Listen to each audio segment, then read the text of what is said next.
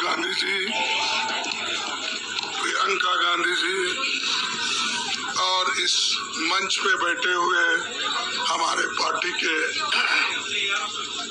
सभी नेतागण, आज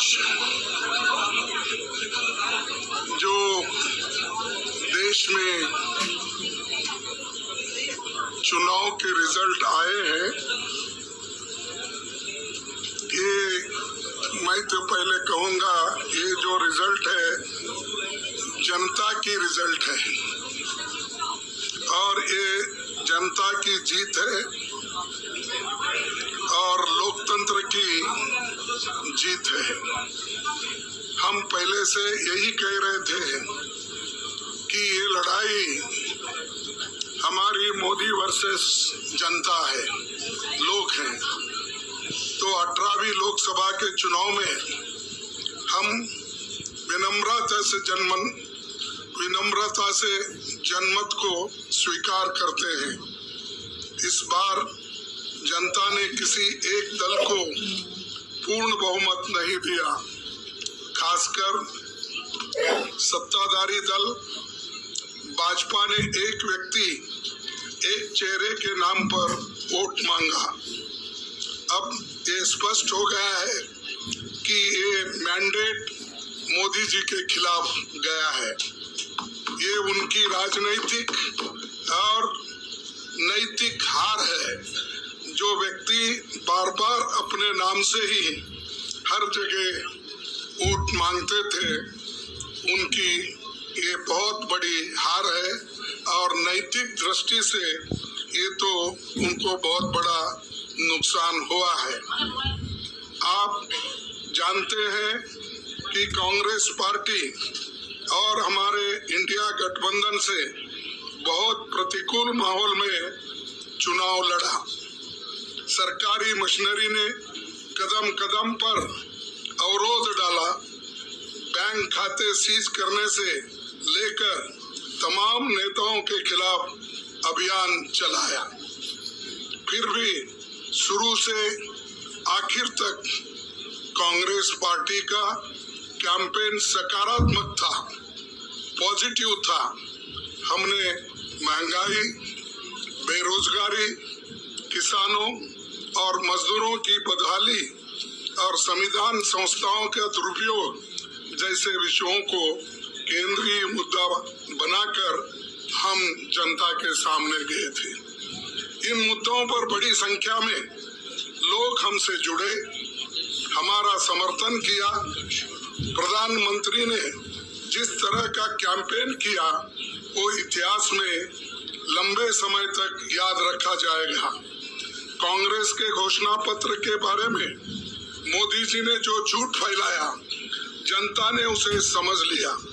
मैं इस मौके पर कहना चाहूंगा कि श्री राहुल गांधी जी की दोनों यात्राएं, भारत जोड़ो यात्रा और भारत जोड़ो न्याय यात्रा के दौरान लाखों करोड़ों लोगों को मिलना, लोगों की समस्याओं को सुनना और आगे चलकर उन समस्याओं का हल ढूंढना हमारे कैंपेन का आधार बना। हमने इसी को 5 न्याय और 25 गारंटी का नाम दिया और इसी के आधार पर हमने गारंटी कार्ड बनाया। हमारे कार्यकर्ता उसे लेकर घर घर पहुंचे और लोगों को संपर्क करे। इसके अलावा जो एक महत्वपूर्ण बात है, वो भाजपा नेतृत्व की अहंकार की वजह से हुई। उन्होंने धीरे धीरे सारे संवैधानिक संस्थाओं के ऊपर गैर कानूनी तरीके से कब्जा करने की कोशिश की। फिर इनका उपयोग विरोधी दल के खिलाफ करने लगे। जो दब गया उसे दबा के अपने तरफ लिया, जो नहीं दबे उसकी पार्टी को तोड़ दिया, नहीं तो फिर जेल में डाल दिया। लोगों को ये विश्वास हो गया था कि मोदी जी को एक मौका और मिला तो अगला हमला संविधान पर सीधा होगा और लोकतंत्र पर होगा। इसीलिए लोगों को इसके प्रमाण नए संसद सत्र के साथ ही दिखेंगे। खुशी इस बात की है कि भाजपा इस षड्यंत्र में अब सफल नहीं हो पाएगी। मैं इस अवसर पर सीपीपी चेयरपर्सन श्रीमती सोनिया गांधी जी, हमारे लोकप्रिय नेता राहुल गांधी जी, प्रियंका गांधी जी का विशेष मैं धन्यवाद करना चाहता हूं। और इन्होंने दिन रात बराबरी से पूरे देश में कैंपेन किया और हमें एक मजबूत स्थिति में पहुंचाने के लिए भारी मदद इन्होंने की। और मैं ये कहूँगा कि इनके वजह से हमको बहुत बड़ा प्रोत्साहन देश में मिला और आज ये स्थिति जो बनी है उनके वजह से बनी। और हमारे करोड़ों कार्यकर्ता जो है देश में, उन्होंने भी हमारा साथ दिया, इसीलिए मैं बहुत बहुत उनको धन्यवाद देता हूं। आखिर मैं इंडिया गठबंधन के अपने सभी साथियों और शुभचिंतकों का धन्यवाद करता हूं। सभी एक साथ मिलकर एक स्वर में रहे, सभी ने मिलकर प्रचार किया और एक दूसरे की मदद की। हमारे हजारों लाखों कार्यकर्ताओं ने अच्छे तालमेल के साथ काम किया। आप सभी का धन्यवाद। अभी हमारी लड़ाई अंजाम तक नहीं पहुंची है। हम सबको आने वाले दिनों में इसी तरह लोगों के अधिकारों के लिए, संविधान की रक्षा के लिए, लोकतंत्र के बचाव के लिए, देश की तरक्की के लिए, सीमाओं पर सुरक्षा के लिए लड़ते रहना चाहेंगे।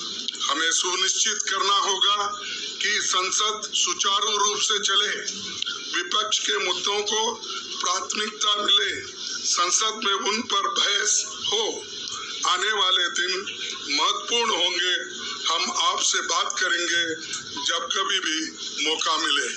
आप सभी को मेरा धन्यवाद और आपका साथ भी हमको रहा और हमने चुनाव में भी जहाँ हमको जितना हो सकता है वो साथ आपने दिया, इसलिए आप सभी को भी मैं धन्यवाद करता हूं और सभी को नमस्कार। शुक्रिया खड़गे जी। मैं राहुल जी से गुजारिश करूंगा वो आपको संबोधित करें।